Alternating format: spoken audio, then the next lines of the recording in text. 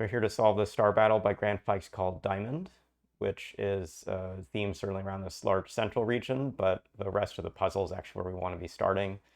One thing to do in any star battle is look for some regions where if you subdivide it into 2x2 squares, for instance this 2x2 square and this 2x2 square with a cutout cell, there has to be a star in this square and a star in that square. You can't ever have two stars in the same 2x2 square. They'd be touching along an edge or along a corner. And so across a set of these regions, you can do this kind of mark out. And this is a very common way you'll start these puzzles.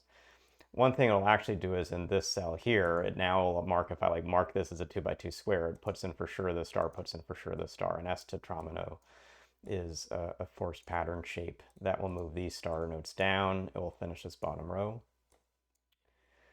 It's now subdividing this region. It didn't start by having 2x2 squares, but you should be able to see now it has two places for stars, and that sort of fills in the space pretty cleanly.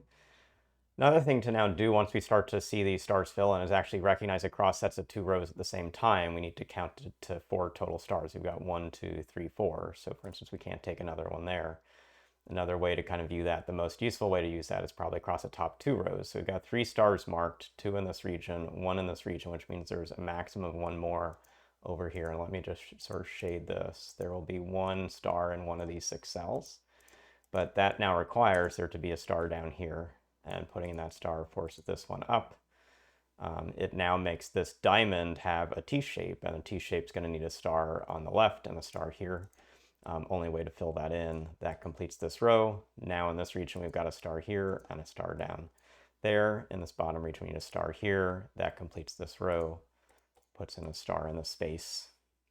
We haven't marked it yet, but coming back up to the top, we have 1, 2, 3 stars. So a star is in this cell, not in those cells. Still working through some of the eliminations.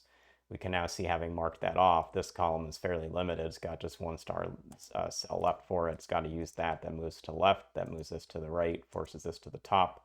That completes this top row. So this moves down. This moves over.